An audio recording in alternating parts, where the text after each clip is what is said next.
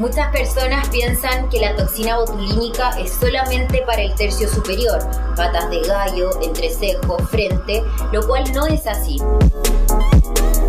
Hay muchas patologías que se pueden tratar en el tercio inferior, por ejemplo, el bruxismo, donde tratamos el músculo massétero y temporal, la sonrisa gingival, que es cuando sonríen y se ve demasiado la encía, y también la compensación o arrugas mentonianas.